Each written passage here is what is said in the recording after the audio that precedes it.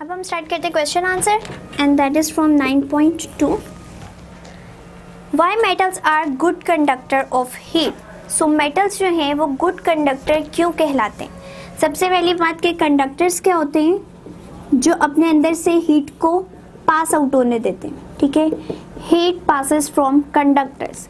सो metals जो हैं वो गुड कंडक्टर्स क्यों हैं, क्योंकि उनके अंदर फ्री इलेक्ट्रॉन्स बहुत ज़्यादा है. ठीक है, फ्री इलेक्ट्रॉन एक बेसिक थिंग है जो कि हीट को बहुत जल्दी ट्रांसफ़र करवा देती है एक जगह से दूसरी जगह, क्योंकि इलेक्ट्रॉन्स जो हैं वो फ्री होते हैं मूव करने में.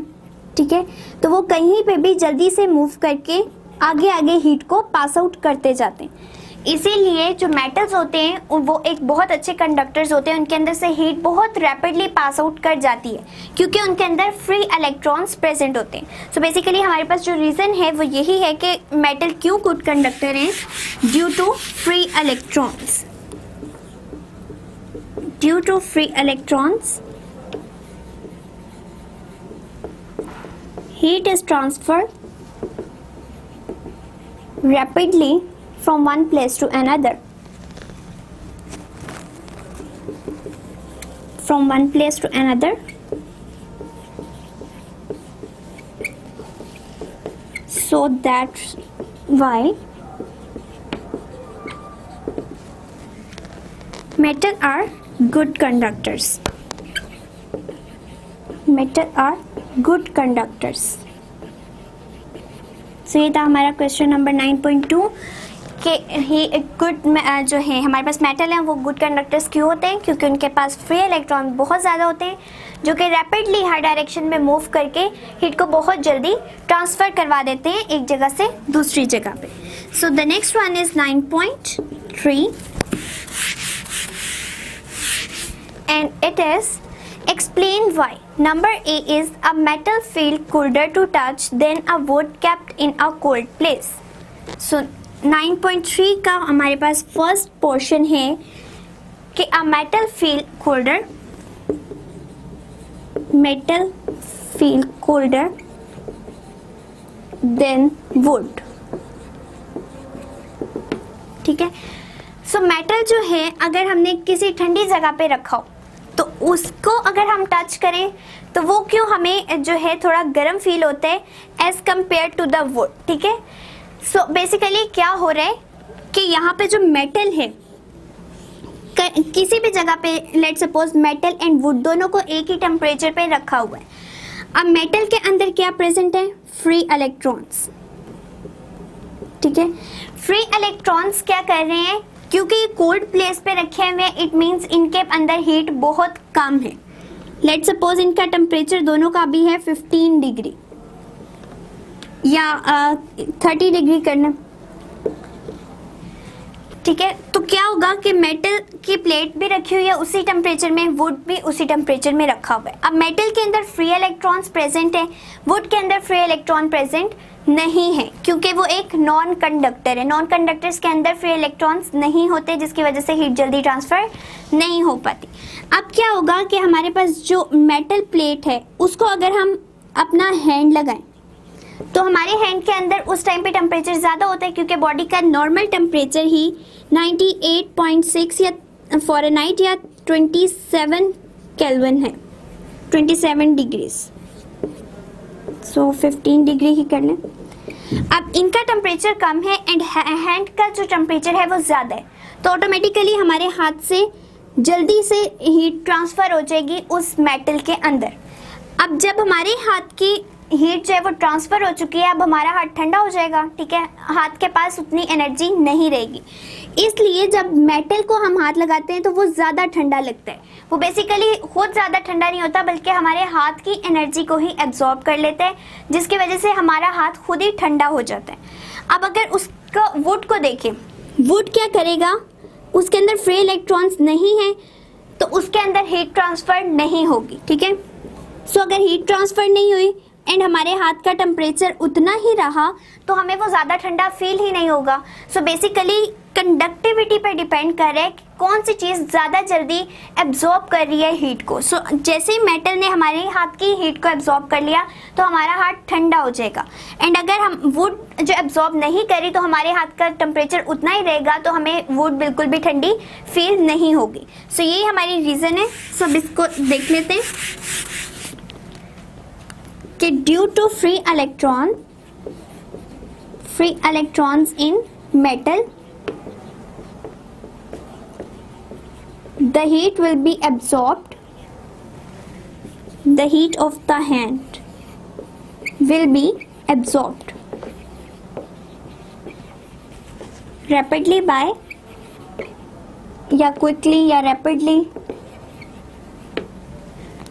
from the hand. ठीक है, एब्जॉर्ब बाय मेटल, क्योंकि हमने पहले ही यूज़ कर लिया है।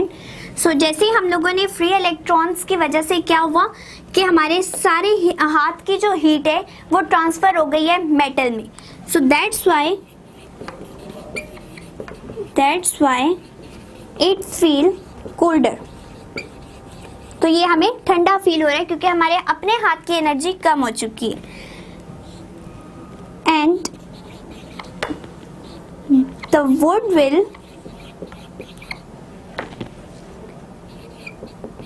not absorb energy of the hand या heat of the hand, so the wood will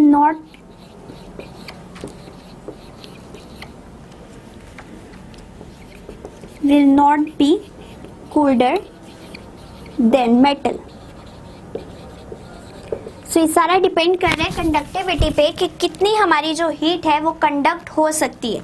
metal के अंदर फ्री इलेक्ट्रॉन के अकॉर्डिंग हीट ज़्यादा कंडक्ट हो सकती है, इसलिए वो जल्दी से हमारे हाथ की एनर्जी को एब्जॉर्ब कर रहे हैं as compare to the wood जो ज़्यादा कंडक्ट नहीं कर रहा और हमारे हाथ की एनर्जी उतनी रही तो हमें वुड बिल्कुल भी ठंडी फील नहीं होगी। सो ये थी हमारी एक्सप्लेनेशन पहले की कि हमें मेटल ही क्यों ठंडा फील होता है as compare to the wood जब दोनों ही हमने कूल टेम्परेचर पे रखे हुए। The second is land breeze blow from the land toward the sea. So land breeze blow from land to the sea है ये लैंड ब्रीज, लेकिन ये फ्लो कहाँ से करती है? लैंड से सी पे चली जाती है। सो इसकी रीज़न हमने बतानी है कि ये लैंड से सी पे क्यों जा रही है। ठीक है, बेसिकली वो है लैंड ब्रीज, उसको लैंड पे चलना चाहिए लेकिन वो चली कहाँ जाती है? सी पे। ठीक है, सो क्या होता है basically land breeze during night time चलती है। डे टाइम में हमारे पास जो चलती है that is the sea breeze. ठीक है, सो नाइट टाइम में हमारे पास लैंड ब्रीज ब्लो करती है। अब बेसिकली होता क्या है कि जो लैंड है उसके ऊपर प्रेजेंट सॉइल उसकी कंडक्टिविटी बहुत ज़्यादा है। ठीक है, कंडक्टिविटी ज़्यादा होने का मतलब क्या होता है? कंडक्टिविटी कि वो ज़्यादा जल्दी एब्जॉर्ब कर सकती है, वो हीट को ज़्यादा से ज़्यादा अपने अंदर से पास आउट होने दे सकती है और जो चीज़ ज़्यादा हीट को पास आउट होने दे रही है वो उतनी जल्दी गर्म हो रही है। ठीक है, सो सॉइल का टेम्परेचर डे टाइम में बहुत ज़्यादा इंक्रीज कर जाता है as compare to the water जिसकी कंडक्टिविटी कम है। ठीक है, इट मीन्स कि वो ज़्यादा जल्दी अपने अंदर से पास आउट नहीं होने देता हीट को, तो वो ठंडा रहता है। ठीक है, बट अब क्या हुआ, सारे दिन में जो वाटर है उसने हीट एब्जॉर्ब करता रहा। ठीक है, एंड अल्टीमेटली क्या हुआ, शाम तक उसका टेम्परेचर बहुत ज़्यादा इंक्रीज कर गया। ठीक है, जब सारा दिन वो सारी हीट को एब्जॉर्ब करता रहा तो वाटर का टेम्परेचर ऑटोमेटिकली इंक्रीज कर गया। लेकिन नाइट टाइम में चूंकि सॉइल जितनी जल्दी अपने अंदर से हीट को पास आउट होने देती है उतनी जल्दी निकाल भी देती है। ठीक है, वो एब्जॉर्ब भी उतनी जल्दी करती है और एमिट भी उतनी ही जल्दी कर रही है। अब नाइट टाइम में जब उसने निकाल दी तो सॉइल क्या हो गई? ठंडी हो गई। इट मीन्स कि जो लैंड के ऊपर चलने वाली हवा है अब वो हो गई है ठंडी, कूल डाउन हो चुकी है। लेकिन सारा दिन जो पानी ने एब्जॉर्ब किया हीट, क्योंकि वो एक अच्छी तरह एब्जॉर्ब नहीं कर पा रहा था तो उतनी जल्दी एमिट भी नहीं करेगा, ठीक है। सो वो अपने अंदर जितनी भी हीट को एब्जॉर्ब करता रहा है सारा दिन के अंदर, अब शाम को आके उसके अंदर ज़्यादा हीट हो चुकी है। इट मीन्स जो इसकी एयर होगी वो हो जाएगी वार्म एयर, ठीक है। अब वार्म एयर होने की वजह से क्या होगा कि जो भी मॉलिक्यूल्स गर्म होते जा रहे हैं उनकी डेंसिटी कम होती जा रही है, तो वो अपवर्ड मूव करना शुरू कर देंगे, ठीक है। वो ऊपर की तरफ मूव करना शुरू कर देंगे। अब पीछे स्पेस जो खाली बचेगी, ठीक है, लेट्स सपोज यहाँ पे गर्म मॉलिक्यूल्स थे जिन्होंने हीट को एब्जॉर्ब किया हुआ था, वो अब बिल्कुल सारे ऊपर चले गए, शिफ्ट हो गए यहाँ से यहाँ पे, तो ये स्पेस खाली रह गई। अब जितनी भी यहाँ से लैंड से चलने वाली ब्रीज है वो क्या करेगी, इसकी स्पेस ले लेगी, ठीक है। इट मीन्स कि अब क्या हुआ कि शाम के टाइम या नाइट टाइम में लैंड से सी की तरफ हवा चलना शुरू हो गई, ठीक है। सो यही हमारी बेसिक रीज़न है कि डे टाइम के अंदर कंडक्टिविटी सॉइल की ज़्यादा होती है, ठीक है, या सॉइल की वैसे भी कंडक्टिविटी ज़्यादा होती है, एंड वाटर की कंडक्टिविटी कम होती है, जिसकी वजह से नाइट टाइम में वो गर्म हो जाता है एंड उसके ऊपर गर्म हवा होने की वजह से डेंसिटी कम हो जाती है हवा की। सो जैसे डेंसिटी कम होती है वो सारी अपवर्ड मूव कर जाती है, जो पीछे स्पेस बचती है वहाँ से लैंड से सारी हवा सी की तरफ मूव करना शुरू कर देती है। इसीलिए हमारी जो लैंड ब्रीज है वो लैंड से सी की तरफ जाती है ताकि वो सारी स्पेस को ऑक्यूपाई कर ले सी के ऊपर, ठीक है। सो ये हमारी रीज़न थी। अब इसको डिस्कस कर लेते हैं। So the soil has larger conductivity as compared to water,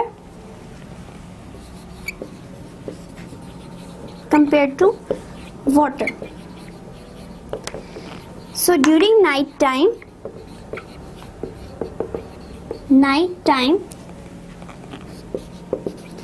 soil cools down rapidly, due to which the land breeze become cool, ठीक है। सो हमारी लैंड की ब्रीज जो है वो ठंडी हो चुकी है क्योंकि सॉइल जो है वो नाइट टाइम में ज़्यादा जल्दी से ठंडी हो रही है as compare to the water. अब वाटर की क्या है, वाटर में जितनी भी एनर्जी ट्रांसफ़र हो चुकी है अब वो ज़्यादा जल्दी बाहर नहीं एमिट कर रहा, तो वहाँ की एयर गर्म हो जाएगी। The sea air will be breeze या air will be warm at night and its density becomes small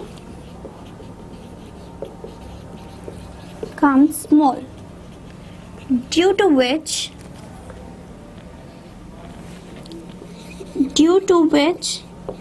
it moves upward by leaving the space.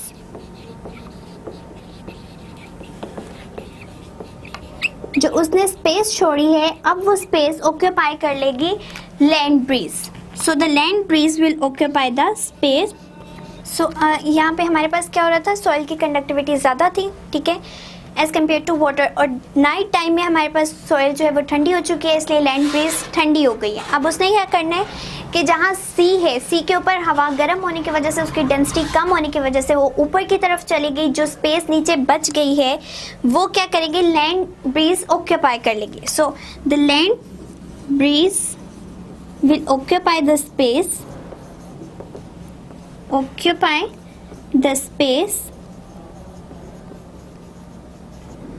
due to which land breeze,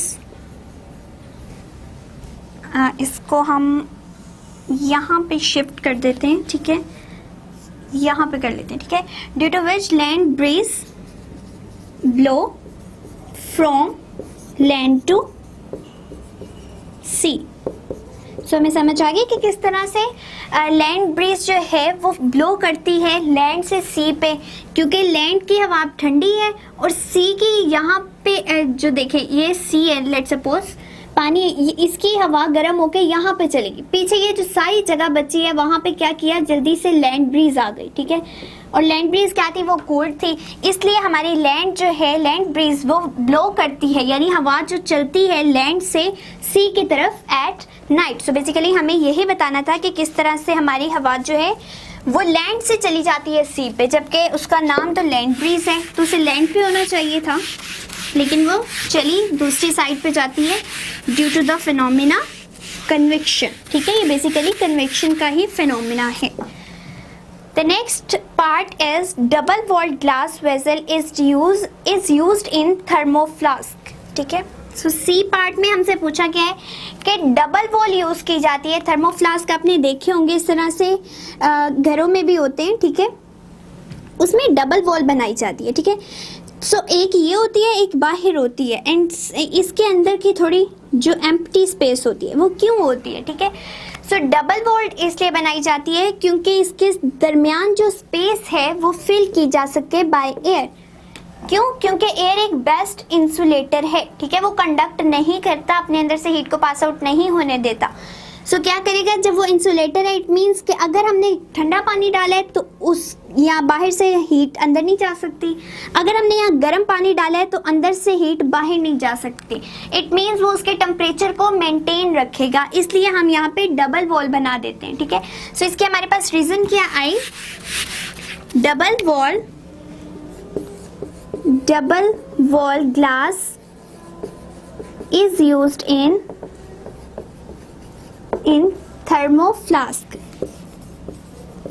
flask, ठीक है, as the air is good insulator, ठीक है, good छोड़ के नहीं, good ही insulator है, ठीक है, ज़्यादा हीट को ट्रांसफर नहीं करने देता, ठीक है। As the air is good insulator and it is filled between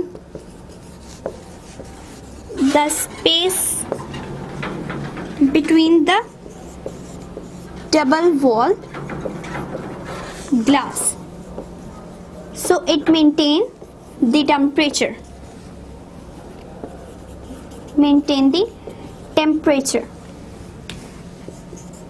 सो हमारा बेसिक पर्पस थर्मोफ्लास्क को यूज़ करने का यही होता है कि जो टेम्परेचर है वो मेंटेन रहे, अगर कोई चीज़ ठंडी डाली गई है तो वो ठंडी रहे, अगर गर्म डाली है तो वो गर्म ही रहे। इसीलिए हम डबल वॉल यूज़ करते हैं, क्योंकि डबल वॉल के अंदर जो स्पेस खाली होती है वहाँ पे एयर प्रेजेंट होती है, एंड एयर जो है गुड इंसुलेटर है, वो ना हीट को बाहर निकलने देता है ना ही अंदर जाने देता है, इसलिए टेम्परेचर जो है जो भी चीज़ हमने अंदर रखी होगी वो बिल्कुल नॉर्मल टेम्परेचर पे ही रहेगी।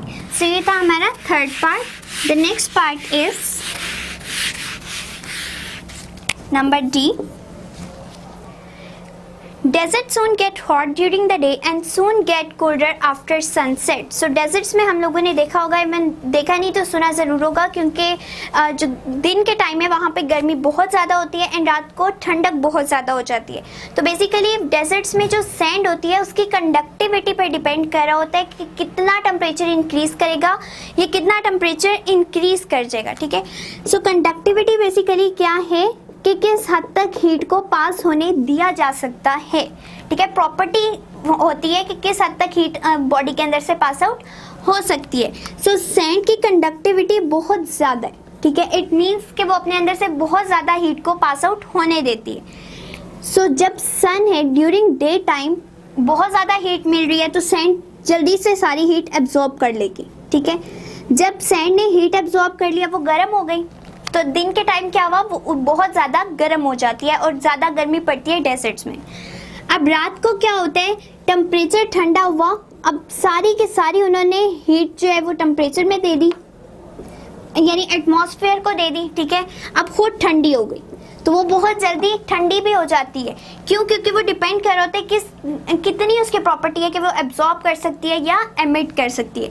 सो सैंड की कंडक्टिविटी ज़्यादा होने की वजह से वो ज़्यादा जल्दी एब्जॉर्ब करती है हीट को और दिन के टाइम गर्म हो जाती है, एंड उतनी जल्दी ही वो एमिट करवा देती है एट नाइट टाइम, और रात को डेजर्ट ठंडा हो जाता है। सो इसका आंसर भी यही है कि it depend only on the conductivity of sand. So sand has larger conductivity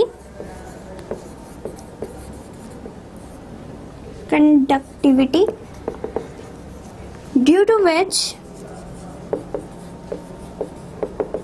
it absorbs large amount of heat from sun and become hot, while during night time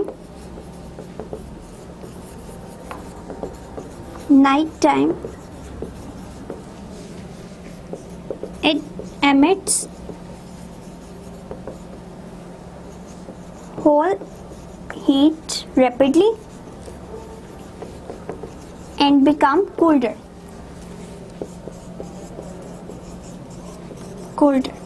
सो ये हमारी रीज़न थी कि सैंड पे ही depend करे, जैसे उसने ज़्यादा heat absorb की तो वो गर्म हो गई ड्यूरिंग डे टाइम, और जैसे उसने एमिट कर दी ठंडी हो गई तो वो रात को ठंडक प्रोड्यूस कर देती है इन द डेजर्ट। सो ये था हमारा क्वेश्चन नंबर 9.3।